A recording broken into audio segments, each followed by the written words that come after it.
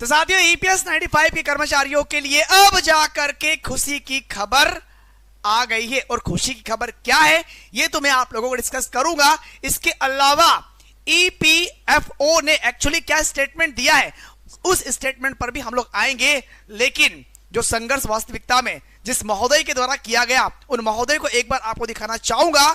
जो आंदोलन जिस प्रकार से उन्होंने किए और उस आंदोलन के बलबूते पर यह आवाज सरकार के पास गई, सरकार ने बैठकें की, केंद्रीय वित्त मंत्री निर्मला सीतारमण जी के द्वारा स्टेटमेंट दिया गया, विपक्ष के द्वारा उसका ऑब्जेक्शन भी किया गया एंड फाइनली कुल मिला के इधर उधर जलेबी की तरह घूम घाम के आप लोगों के हित में आखिरकार सोचा गया, विचार किया गया और लास्ट में ईपीएफओ को स्टेटमेंट देना ही पड़ा और कुछ आंकड़े भी जारी किए गए। सब कुछ आप लोगों को इस वीडियो के माध्यम से दिखाने वाला हूं। तो नमस्कार साथियों, मैं हूं संतोष वर्मा, स्वागत है आप सभी का दीप्त सिंह एकेडमी इंदौर के ऑनलाइन प्लेटफॉर्म पर। करते स्टार्ट आज के सेशन को। लास्ट तक घोषणा करती इस बार भी ईपीएफओ की तरफ से 8.25% ब्याज का ऐलान किया गया था और सरकार जल्द ही अब इस राशि को ट्रांसफर करने का ऐलान भी कर सकती है, जिससे कर्मचारियों की बल्ले बल्ले होना बिल्कुल तय है और होली के बाद यह पैसा आपके अकाउंट्स में आ सकता है। तो यहां पर ना कई प्रकार से भाई मुझे लगता है कि बहुत जल्दी जिस प्रकार की डिमांड की गई है एंड डेफिनेटली आपके हित में बहुत जल्दी ये स्टेटमेंट आने वाला है, क्योंकि बात धीरे धीरे अब लगता है कि सरकार के पूरे क्षेत्र में फैलना प्रारंभ हो गई है। सरकार बहुत जल्दी इस पर एक्शन लेने वाली है, क्योंकि इतनी भारी मात्रा में अगर कर्मचारी सपोज अगर गवर्नमेंट से नाखुश होते हैं तो आने वाले समय में इनकी गवर्नमेंट को बनने में आफत आ जाएगी। ये बात गवर्नमेंट अच्छे से जानती है। तो कर्मचारियों को ये नाखुश नहीं कर सकते, पॉसिबल है ही नहीं। और ये बात आप भी जानते हैं, क्योंकि अगर आपके अकाउंट में 7,500 एज अ पेंशन ग्रुप नहीं आए तो क्या आप इनको वोट देने के लिए जाओगे? नहीं जाओगे। और आपके साथ में अभी अपोजिशन पार्टी जमाने भर की अभी खड़ी होने वाली है।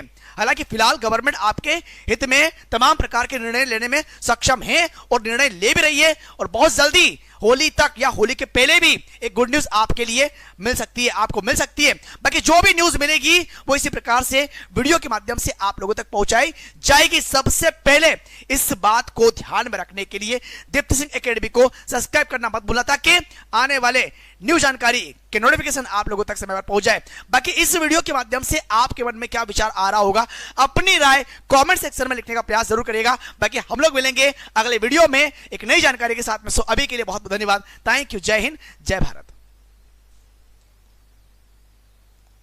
आप लोगों ने टैक्स पे भी किया तो यहां पर एक बात ही आती है कि मोदी गवर्नमेंट पीएफ कर्मचारियों को हर साल ब्याज की घोषणा करती। इस बार भी ईपीएफओ की तरफ से 8.25% ब्याज का ऐलान किया गया था। आनंद फानन में भाई गवर्नमेंट की ओर से बैठकें स्टार्ट हो गई थी और इसी के बीच में स्टेटमेंट आता निर्मला सीतारमण जी का, जो ये कहते हैं कि भाई हम इनके हित में विचार करेंगे और जो भी इनके हित में होगा उस पर हम लोग एक्शन लेंगे। यहां तक हम लोगों ने देख लिया था। लेकिन मेन मुद्दा यहां पर यह आता है कि अभी हाल ही में ईपीएफओ की तरफ से ईपीएस 95 के तहत मिलने वाली जो मिनिमम पेंशन राशि में तगड़ा इजाफा किया जा सकता है, यह स्टेटमेंट ईपीएफओ के द्वारा भी जारी हो गया है। मतलब बात अब चली गई वहां तक, ठीक है ना, क्योंकि यहीं से तो भाई कर्मचारी भविष्य निधि के द्वारा ही आप लोगों को पेंशन प्राप्त होती है। ये बात आप लोग अच्छे से जानते हैं, ठीक है। तो इन्होंने ये बोल दिया कि भाई इजाफा किया जा सकता है और पीएफ कर्मचारियों के संगठनों की तरफ से न्यूनतम पेंशन राशि को बढ़ाकर 1,000 रुपए से सीधे 7,500 रुपए तक किया जा सकता है। अब धीरे धीरे बात क्या हो रही है, फैलती जा रही भाई साहब, ठीक है ना। सरकार जल्द ही पीएफ कर्मचारियों की मांग पर मुहर लगा सकती है। अगर आप देखोगे गवर्नमेंट या सरकार की 2014 की घोषणा के बावजूद न्यूनतम पेंशन 1,000 से 1,200 रुपए आप लोगों को मिल रही थी, ठीक है ना, रखी थी। जब से मोदी गवर्नमेंट ने 8वें वेतन आयोग को मंजूरी दी है तभी से प्राइवेट कर्मचारी भी ईपीएस के तहत मिलने वाली राशि में बढ़ोतरी का ऐलान किया जा सकता है। भाई 8वें वेतन के अकॉर्डिंग जो केंद्रीय कर्मचारी उनकी सैलरी कहां जाएगी, 7वें आसमान पर। तो भाई ईपीएस के माध्यम से जो आप लोगों ने टैक्स पे भी किया। तो यहां पर एक बात ही आती है कि मोदी गवर्नमेंट पीएफ कर्मचारियों को हर साल ब्याज जरूर देखना और अंत में अपनी राय कमेंट सेक्शन में लिखने का प्रयास जरूर करिएगा, ठीक है।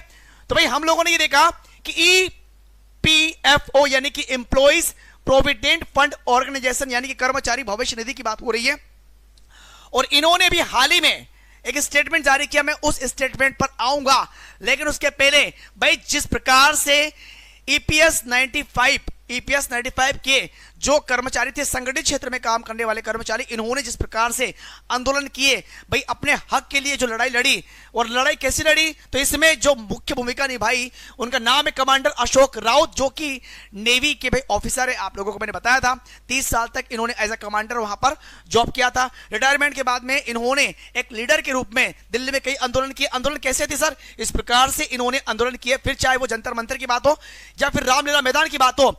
और मेन मुद्दा क्या था कि भाई जो पेंशन राशि आप लोग 1000 से 1200 रुपए दे रहे थे ईपीएस कर्मचारियों को, उस राशि को बढ़ा के 7500 कर दिया जाए, और संगठित क्षेत्र में काम करने वाले ऐसे भाई बहन जो कि ज्वाइन करते उनकी सैलरी 15000 से बढ़ाकर 21000 रुपए प्रति माह कर दिया जाए, तो इनकी कोई टेंशन है ही नहीं। अब ये मांग इन्होंने रखी थी। फिर आनन फानन में